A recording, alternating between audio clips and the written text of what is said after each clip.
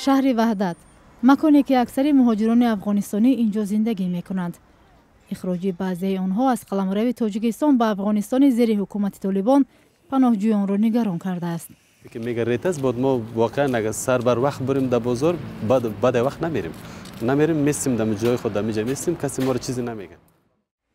با دلیل امنیتی خانواده افراد اخراج شده حاضر نشدند در روبروی دوربین آزادی صحبت کنند، ولی بعضی از پناهجویان میگویند ریدهایی که برای بازداشت نفرانی که قاعده های بود و باش را رعایت نمیکنند به کار و زندگی آنها به تاثیر نمانده است.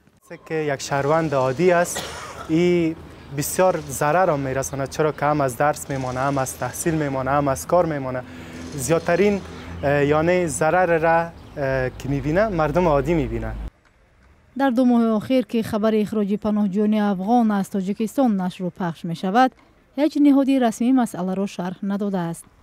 یک منبع آگاه از قضیه به شرط ذکر نشدن نامش به رادیو آزادی گفت به حساب آنها نزدیک 37 مهاجر افغانستانی در روزهای اخیر از تاجیکستان اخراج شدند.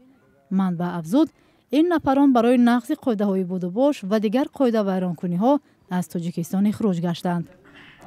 کمیسریت عالی سازمان ملل متحد در امور گریزه ها از اخراج اجباری پناهندگان از تاجیکستان ابراز نگرانی کرد و از مقامات تاجیکستان خواست که از این کار خودداری کنند. بر اساس قانون‌های بین‌المللی اخراج چنین افراد به کشوری که جانشان در خطر است منع می باشد. در تاجیکستان تقریباً 10,000 شهروند افغانستان زندگی می کنند. اکثر آنها می گویند از ترس طالبان به تاجیکستان فرار کردند.